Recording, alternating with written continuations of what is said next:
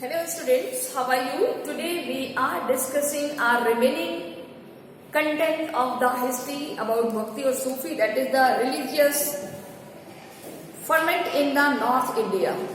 यानी कि जो religious एक तरीके से ferment मतलब किसी चीज का आगे बढ़ना, जैसा वो साउथ इंडिया में आगे बढ़ा था religious tradition, नॉर्थ इंडिया में बहुत ज्यादा वो सक्सेस नहीं हुआ था. So what were the reason behind this system?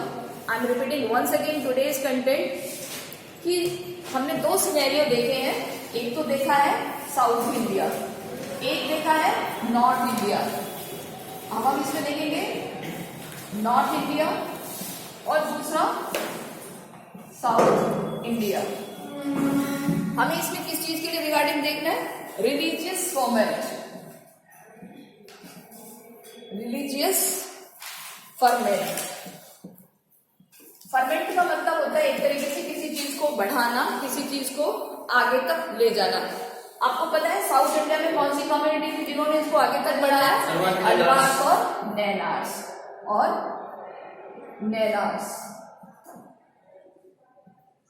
Clear? और इनके हमने लिटरेचर्स भी पढ़े हैं. लिटरेचर्स मतलब जो इन्होंने लिखे हैं. कौन कौन किस किस का भक्त था, देवता का? विष्णु और शिव का, वो भी हमने देखा है. तो अब हमारे क्वेश्चन की प्रॉब्लम क्या है कि जैसा यहाँ हुआ है वैसा यहाँ क्यों नहीं हुआ? कहां पर हुआ है? साउथ इंडिया में जो अल्वार्स और नैनार्स ने रिलीजन को बढ़ाया, बहुत सारे लिटरेचर्स लिखे, बहुत सारे संत आए, बहुत सारी उन्होंने लोगों को मैसेजेस दिए, उनके मैसेजेस स्प्रेड हुए. तो ऐसा नॉर्थ इंडिया में क्यों नहीं हुआ? ये क्वेश्चन है अपना. ये नॉर्थ इंडिया में पढ़ना चाहते हैं. अब देखते हैं इसका. ये हमारे पास लॉन्ग में है ये वाला क्वेश्चन. तो आप लोग पहले क्वेश्चन लिखिए, फिर हम उसका आंसर फाइंड आउट करेंगे. लिखिए, what was the reason behind that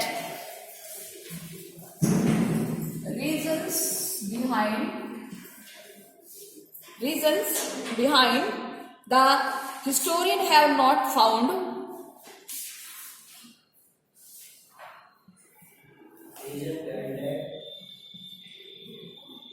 what was the reason behind historian have not found evidence of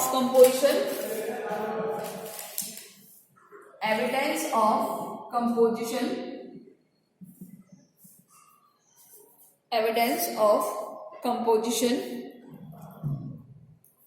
related to North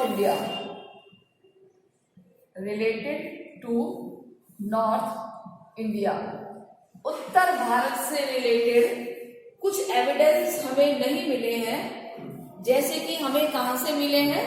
south से. क्वेश्चन समझ में आ गया? ठीक है.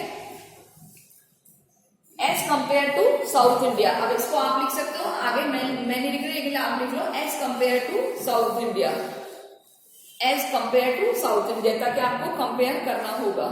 और ये 6 नंबर में क्वेश्चन आएगा आपके पास, as compare to south India. Clear? Question आगे समझ में? अब देखिए इस क्वेश्चन में हमारा, मैंने आपको कितने मार्क्स में बताया क्वेश्चन? 6 मार्क्स में क्वेश्चन आएगा.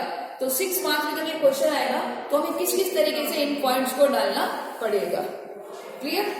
तो वो पॉइंट्स हमारे क्या होंगे? सबसे पहले देखिए, प्रॉब्लम हमारे नॉर्थ इंडिया की है कि north India deities such as Vishnu और Shiva were worshipped in temples often built the supporter rulers. However, historians have not found anything resembling to the composition of Alvars और नैनार्स. देखिए ये कह रहे हैं कि हालांकि जो विष्णु भगवान है, विष्णु और शिव हमारे यहाँ के मंदिरों में पूजे गए हैं, लेकिन फिर भी उनको उतनी इंपॉर्टेंस नहीं मिली जितनी कहाँ मिली है? साउथ में मिली है. उसके पीछे कुछ रीजन है. और कौन सी सेंचुरी तक बोल रहे हैं? 14th century. यानी 14th सेंचुरी के बाद हमें एविडेंस मिल गए. यानी 14th सेंचुरी के बाद हमें एविडेंस मिल गए हैं. तो तब तक हमें क्यों नहीं मिले? 14th सेंचुरी तक हमारी स्थिति क्या थी? क्या यहाँ के जो राजा थे वो उतने पावरफुल थे या नहीं थे? क्या लोगों में सजगता नहीं थी? क्या था कि नॉर्थ इंडिया में हमें बहुत ज्यादा लिटरेचर्स नहीं मिले हैं, नॉर्थ इंडिया में हमें बहुत ज्यादा एविडेंस नहीं मिले हैं रिलीजियस कंपोजिशन के.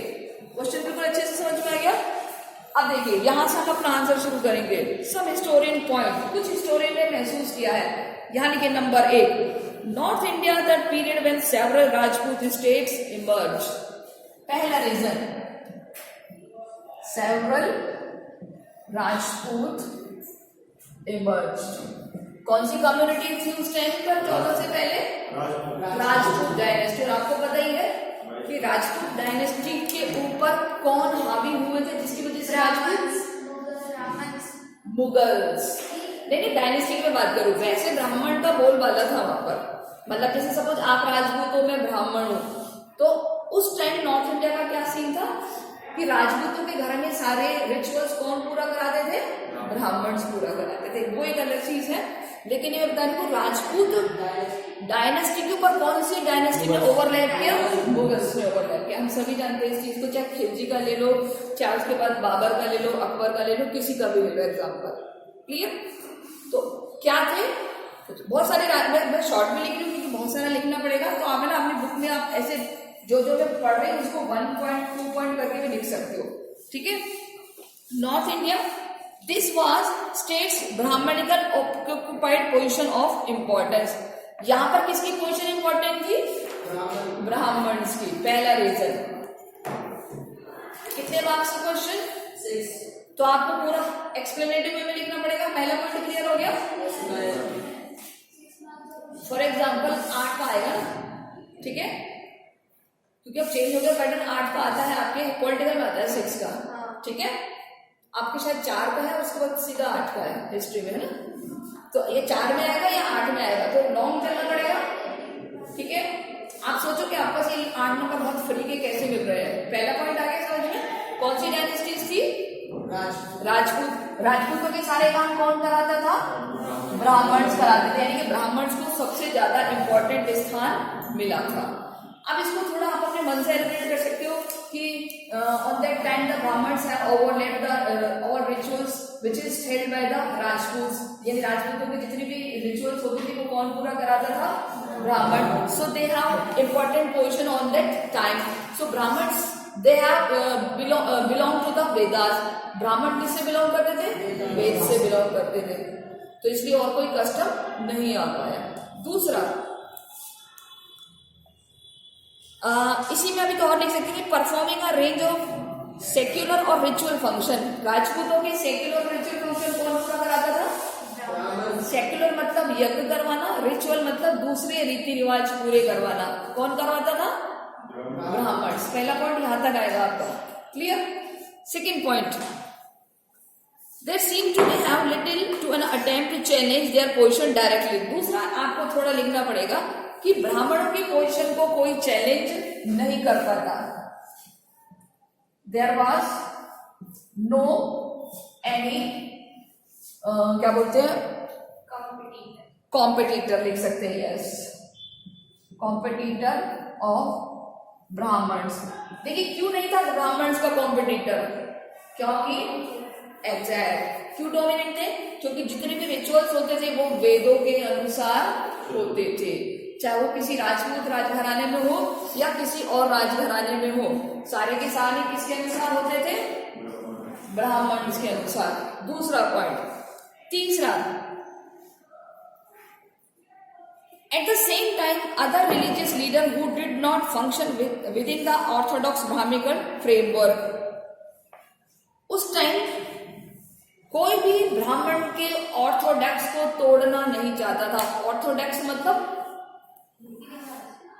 जो बहुत कुटिल, क्या बोलते हैं, एक तरीके से रिजिड काइंड ऑफ ब्राह्मण होते हैं जो पुरानी परंपराओं में विश्वास करते हैं। ऑर्थोडॉक्स डोमिनेंट था ब्राह्मण, तो कोई भी उस परंपरा को नहीं तोड़ना चाहता था। ठीक है, अब हम देखिए जैसे कुछ लोगों ने इसका साहस भी किया तो उनकी अलग से ब्रांचेस बन गई कि दीज इंक्लूड द नाथ, जोगी और सिद्ध। Many of them come from the artisans group. 4 community और है। क्या क्या नाम है इनका? नाथ, जोगी और एक तो नाथ, जोगी और सिद्धार्थ, तीन कम्युनिटीज। ठीक है, ये भी किस में से अलग होकर बनी है? एक तरीके से ब्राह्मणिकल के रिचुअल्स में से ही अलग होकर के बनी है। जैसे अगर हम बात करें तो नाथ संप्रदाय, जोगी संप्रदाय, नाथ कम्युनिटी, जोगी कम्युनिटी आपने नाम सुने होंगे ना। नाथ वो होते हैं, जोगी वो होते हैं जो ज्यादातर सांप वगैरह की पूजा करते हैं। आपने देखे हो कभी जोगी कहते हैं कि कहीं किसी के सांप निकल के आता है, जोगी को पकड़ के लाते हैं, उसको ले जाएगा। तो ये कुंगी जो बजाते हैं, एग्जैक्ट, जो घरों में आते हैं, तो ये एक तरीके से ब्राह्मणों में से अलग होकर के ही बने हैं, लेकिन थे तो क्या ब्राह्मण। कौन कौन से तीन? नाथ, जोगी और सिद्ध। सिद्ध मतलब होते हैं जो किसी विशेष सेक्टर में सिद्धता हासिल कर लेते हैं। वो तरह अधिक कहते ना, वहां पर एक साधु है बड़ा ही प्रसिद्ध है, सिद्ध है, परखा हुआ है, कहते हैं ना। तो इस तरीके से उन्होंने अपने आप को किसी एक सेक्टर में मैच्योर कर लेता। इंक्लूडिंग, देखिए इसमें ज्यादातर क्या होते थे, many of them from the artisans group, including weavers who were become increasingly important with the development of organized craft production। अब देखिए ब्राह्मण में से ये जो तीन लोग अलग हुए हैं, नाथ, जोगी और सिद्ध, ज्यादातर कौन सी कम्युनिटी से बिलोंग करते थे ये? ब्राह्मण तो थे, इनका प्रोफेशन क्या था भाई? आर्टिशंस का था। अब इन्होंने अपने आप को रिजिडनेस से अलग कर लिया। क्यों? क्योंकि उस टाइम एक चीज की इंपॉर्टेंस बढ़ गई थी, और वो इंपॉर्टेंस थी दैट इज कि who were becoming increasingly important with the development of organized craft production। क्योंकि किस चीज की इंपॉर्टेंस बढ़ गई थी? क्राफ्ट प्रोडक्शन की। इसके साथ साथ grew with the emergence of new urban centre, जिसकी वजह से नए अर्बन सेंटर्स डेवलप होते जा रहे थे। तो इनका ध्यान कहाँ रहा? केवल और केवल अपने क्राफ्ट प्रोडक्शन में। देखिए ये कुछ ब्राह्मण्स की सोसाइटी है जिसमें से तीन लोग निकले हैं, नाथ, जोगी और सिद्ध। लेकिन ये तीनों किससे बिलोंग कर रहे हैं? आर्टिशन से। आर्टिशंस के बाद इन्होंने अपने क्राफ्ट प्रोडक्शन को बहुत अच्छे से इंप्रूव किया है। और क्यों इंप्रूव किया है? क्योंकि वहां पर जो कुछ एरिया है वो किस में कन्वर्ट होते जा रहे थे? Urban centre. Urban centre in the sense कि जो छोटे एरिया थे वो बड़े शहरों में कन्वर्ट होने जा रहे थे। तो इन्होंने कुछ भी लिखने का प्रयास नहीं किया। जैसा प्रयास किसने किया? अल्वार्स ने। और इन्होंने ज्यादा ध्यान किस पे रखा अपना? क्राफ्ट प्रोडक्शन पे। ये क्राफ्ट प्रोडक्शन क्यों कर रहे हैं? क्योंकि डिमांड बढ़ गई है। डिमांड क्यों बढ़ गई है? क्योंकि क्या डेवलप हो रहे हैं? Urban centres. क्या होते हैं अर्बन सेंटर्स?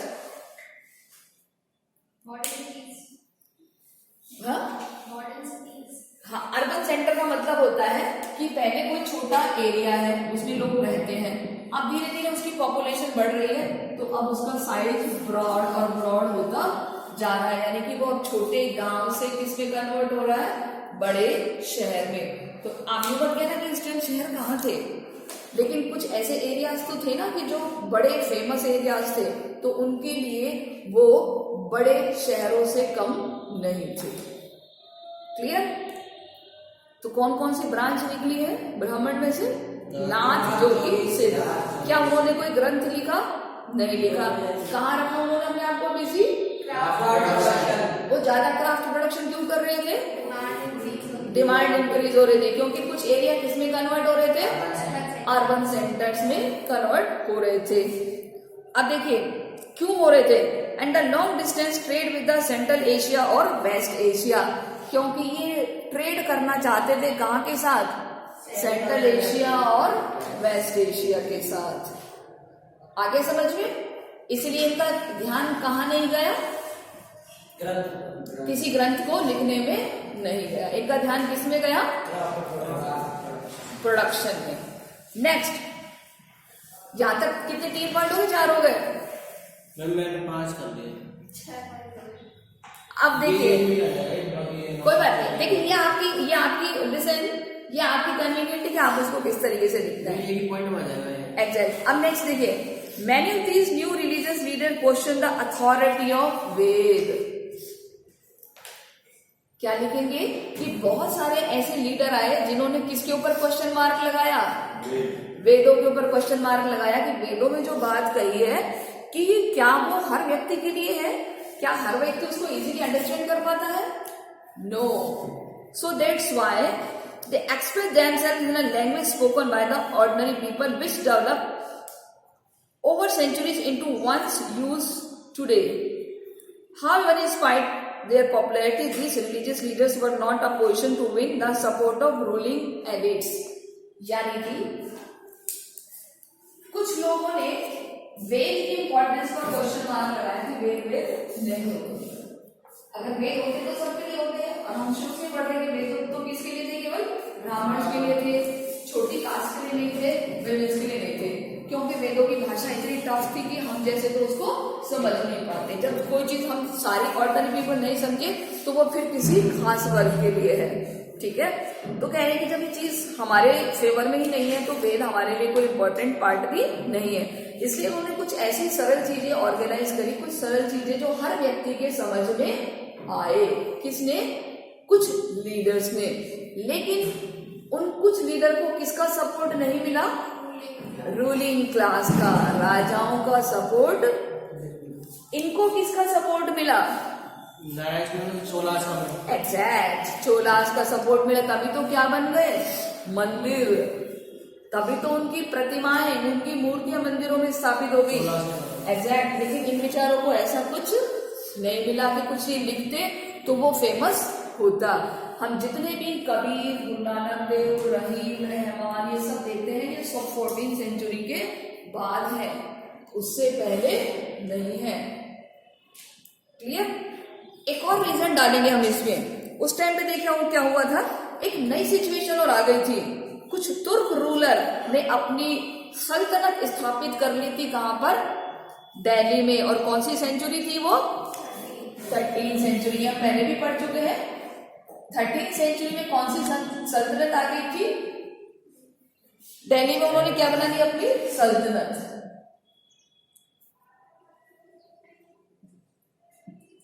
किसने बनाई है? टर्किश. जो लोग कहां से आए थे?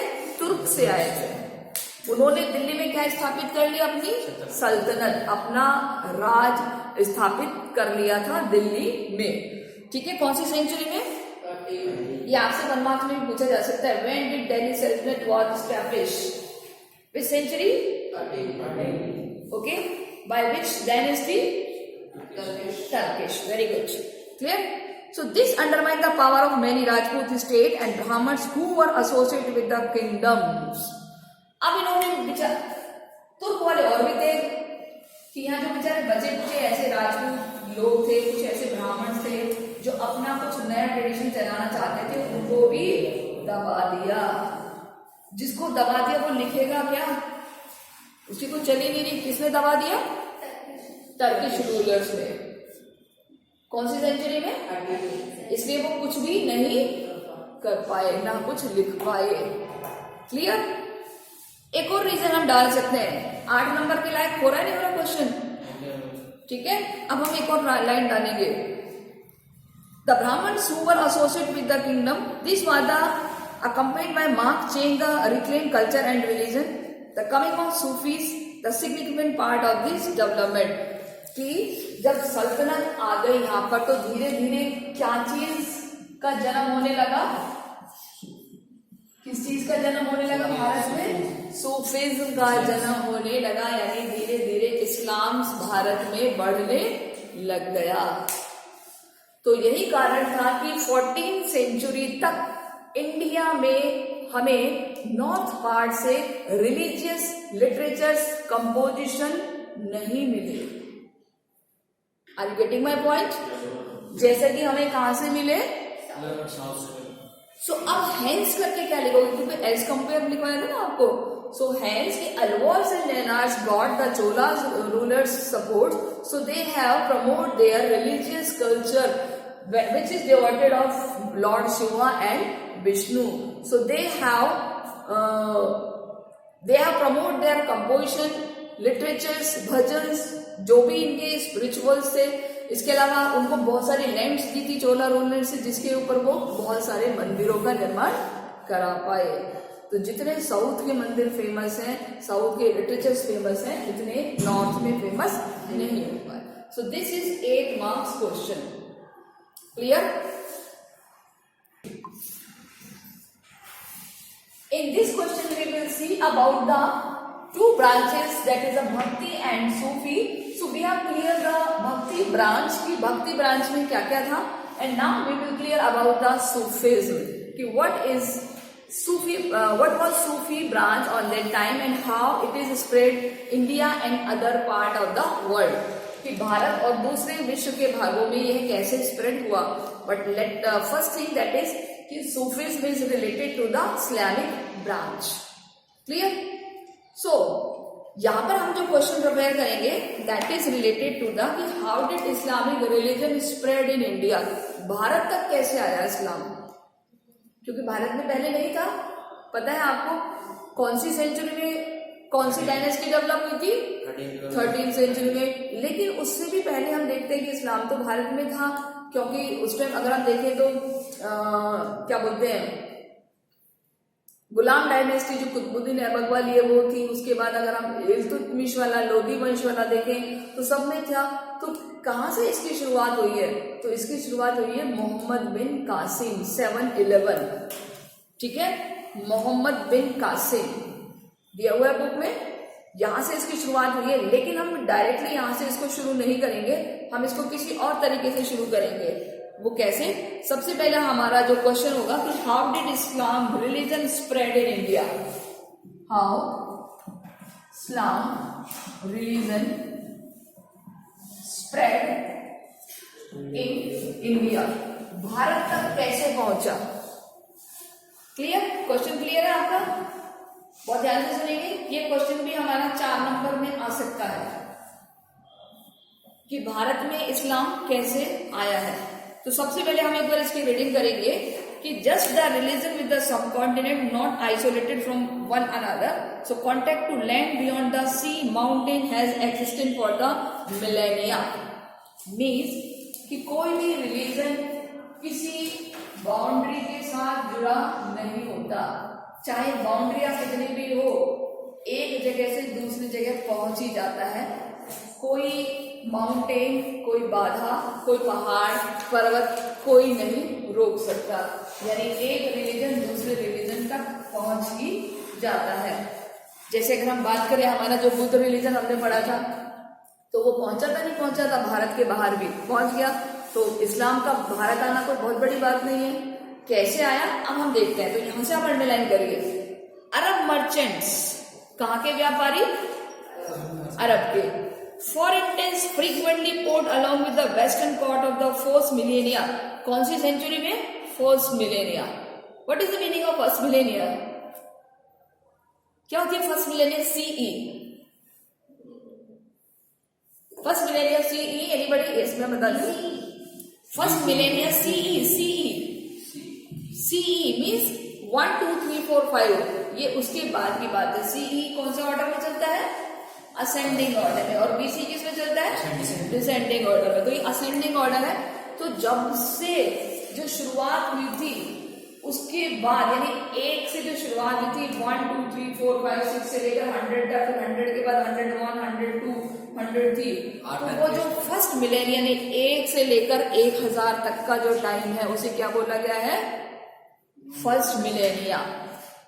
क्या बोला गया है? First millennia. तो वहां पर while central Asian people settle in the north western part of subcontinent. यहां सब कॉन्टिनेंट किसको बोला गया है? किसको बोला गया है सब कॉन्टिनेंट? इंडिया को. किसको बोला गया है? इंडिया को. इंडिया को सब कॉन्टिनेंट क्यों बोला जाता है? ज्योग्राफी में पढ़ते होगी ना. Why did India known as a subcontinent? नहीं पता. आप बताओ.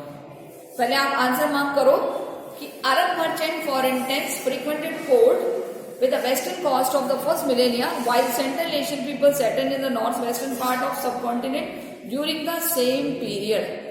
उसी पीरियड में सेंट्रल एशियन के पीपल्स ने अपने आप को सेटल करना शुरू कर दिया north western part of subcontinent. Bharat के नॉर्थ वेस्टर्न पार्ट. कौन सा है भारत का नॉर्थ वेस्टर्न पार्ट?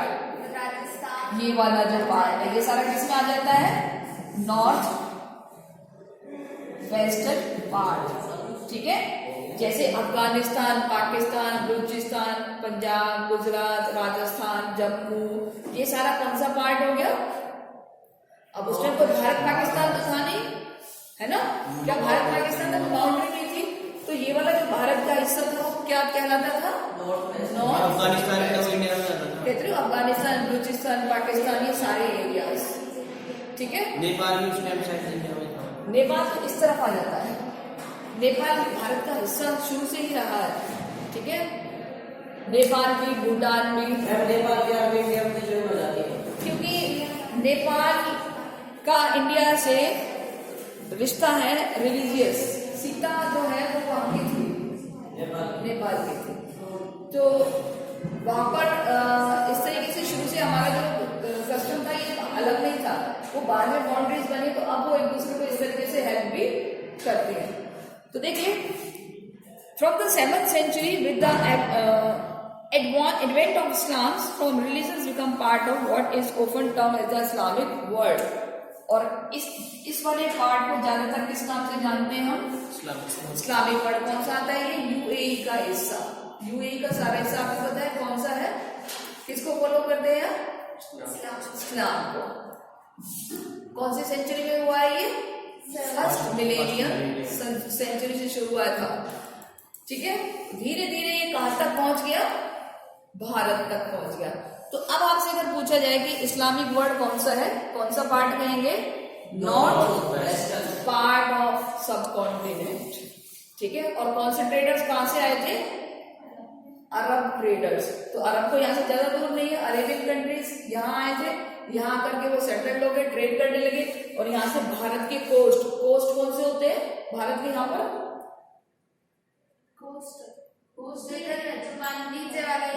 गुजरात में आता है ना। तो धीरे धीरे वो कहां तक आ गया? इंडिया तक पहुंच गया। अब इसका पर्टिकुलर आंसर देखते हैं कि भारत तक ये कैसे पहुंचा। अभी तक तो हमने इसको कहां पहुंचाया है? इस्लामिक वर्ल्ड तक। कहां तक पहुंचाया है? अब हम देखिए भारत तक पहुंचा देंगे। भारत तक पहुंचाने के लिए हमें एक लाइन और डालनी पड़ेगी, दैट इज कि अब कुछ मन से डालना पड़ेगा कि in India Islamic religion approach through the 711 by the Arab general named Mohammad bin Qasim conquered on Sindh. किस पर जीत हासिल करी है? 711 में सिंध पर। कौन है? मोहम्मद बिन कासिम।